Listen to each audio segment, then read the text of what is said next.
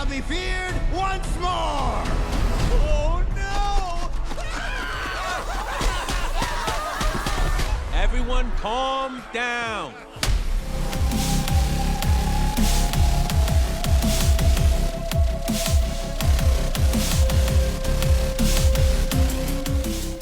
From the same directors and writers and co-producers that brought you the Super Mario Bros. Movie back in 2023, Aaron Horvath, Michael Helenic, Pierre Leduc, and Fabian Polak, the Super Mario Galaxy movie is honestly some of the stuff of nerdy dreams, and I say that in such a nerdy and weird way because this movie, from the animation to the story to the immense fan service and to the silly nature of the film, because when you see a movie like this that is a video game adapted to a movie, or a series of video games adapted to a movie, especially this type of movie, you have to expect that it's going to be very silly, it's going to be very gimmicky, very goofy, and kind of on the nose, but video game like, and that's exactly what we got. This movie really did touch on so many things that us as longtime Mario fans, even if you've played one Mario game, or you've played all of the Mario games, which there's a plethora of, you would love this movie.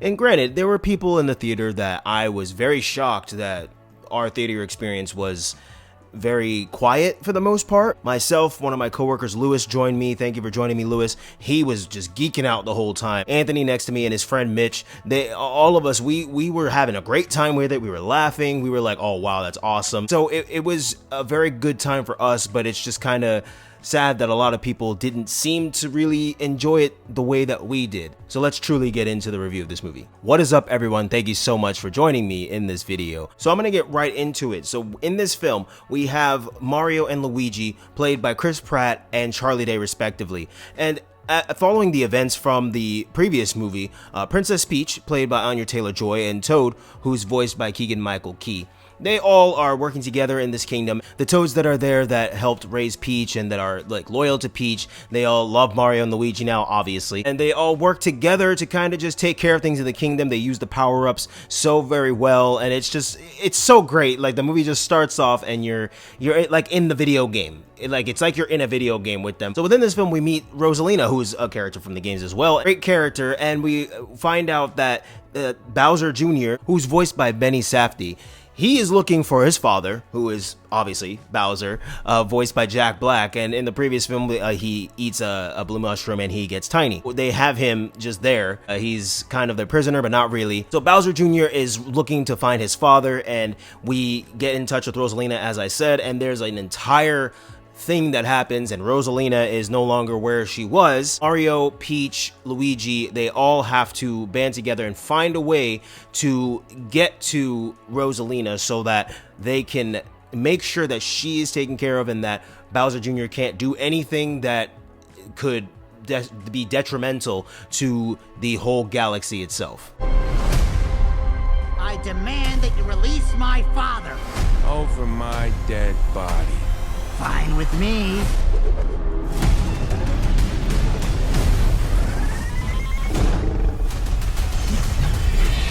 So along the way, we meet some new friends, great characters from the video games, but new friends to at least the movie cinematic scene, and we bump into Yoshi, who is voiced by Childish Gambino, or Donald Glover Jr., and he was just such a delight to see on the big screen. Man, a lot of people love Yoshi in the games, and I love Yoshi as well, and just seeing him in this movie and just seeing the way how he was interacting and how he did things in this film, it was nice to see. It was very nostalgic, and it just really added some different elements to the story and to the movie itself. This movie just went balls to the wall from the beginning to end. The runtime is 1 hour and 38 minutes, so there's really no downtime, which I really like. But I also think that that is a slight negative, and we'll get into some of my slight issues, how very, very tiny they are. We'll get into those later. So along with meeting Yoshi, we meet someone else who obviously fans know is in the film. It was announced a few days before. We got to see this a little bit early, and it is one of my favorite characters from the Nintendo world in general. We get to meet Fox McCloud himself, who is voiced by Glenn Powell, and man, seeing him in action, it is just, first of all, they chose the right guy for it, because his voice is definitely fitting for what Fox McCloud, who Fox McCloud is and what he does. Seeing the Star Fox in this is just beautiful, and the way how he is incorporated into the story, it did not feel forced, it did not feel rushed in. We as fans can kind of see with everything with, you know, Donkey Kong in the first movie, and then Bowser Jr., Rosalina, Princess Peach, Yoshi, Star Fox, we can see that slowly but surely they are building to a Super Smash Bros. Universe or Super Smash Bros. Continuity. That's going to take some time because there's still things that we need to flesh out. There's still other characters to bring in and movies to get to and different stories to get to before we truly get to the Super Smash Brothers. This is just a nice basis. It's like that build up with Marvel with the first 10 years in the MCU with all the characters and their solo movies and some cameos here and there, and then it built up to the Avengers, and it was just a beautiful thing.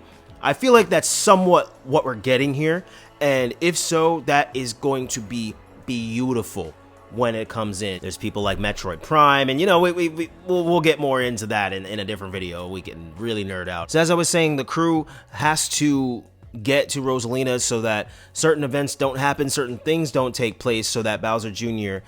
takes over the galaxy itself, or destroys the galaxy, or imprisons people. Whatever his goal is, which I don't really want to tell you the exact thing for the movie, just kind of leaving it up in the air so that you all can go see it and not truly be spoiled just yet. I said in the beginning about the animation and the story and the fan service, but it's not just about that too. The voice acting as well was really what got me invested, along with a lot of other things, but the voice acting from everybody involved, all of the characters. You have Kevin Michael Richardson, who plays Kamek, and then you have Luis Guzman, who plays Wart, and it's just like all the people who do the voices in this film, they really embodied the characters, and I feel like they're all in some way, shape, or form video game fans, because they really went above and beyond to give us the performances they gave us in this film, and that's why I praise it so much. There are just some tiny issues, you know, there are some things that were brought in that I thought maybe could have waited to be brought in,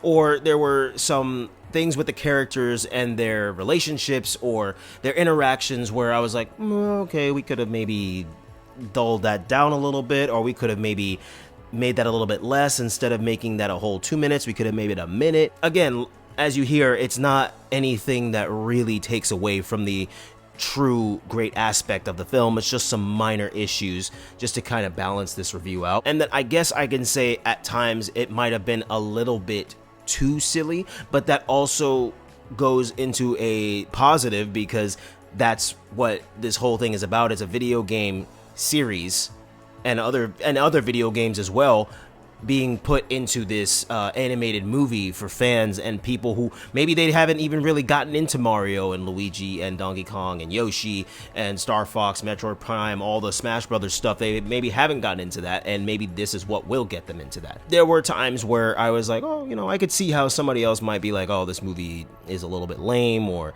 it's not that great. There's a lot of fan service, I can tell, but other than that, it's not.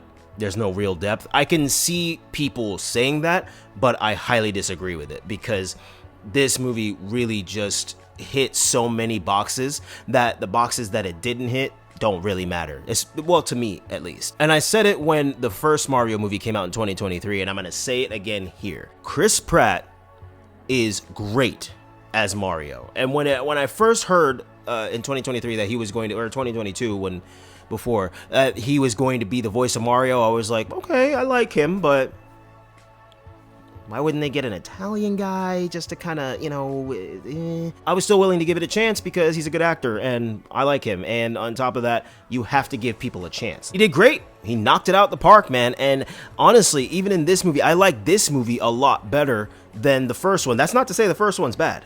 By any means, it's not. But this one was just so much more intuitive with the fan service and the nature of the story, and incorporating things in different video games, and just bringing in these characters in such a, what felt like a little bit of a natural way, especially bringing in Fox. Like, the way they brought him in, I was like, oh wow, that's beautiful. That is so beautiful how you did that. It's just such a great movie to watch, whether you have kids or you don't have kids, you have a partner, you don't have a partner. It's a great movie to watch, especially if you were even a slight fan of anything Mario related. I could go on and on about this, but I will wrap this review up with this. This film was quite the adventure, and it was genuinely, truly, and irrevocably enjoyable and entertaining to watch and sit through, because the time flew by. I feel like we started the movie, and as soon as it started, it was pretty much over in a great way, because I was just invested the entire time. I had to use the bathroom the whole time too, and I like halfway in, I was like, all right, well, I'm here. And I just didn't even really notice until the movie was almost over. I was like, oh wow, you know, so it was just that engaging and that gripping. So definitely an amazing movie to watch. I would definitely go see it again in theaters, and I probably will. Thank you guys for joining me with this review. It's much appreciated. You know the drill: the like button, subscribe button, and leave a comment down below. Thanks again for watching, guys. Until the next one.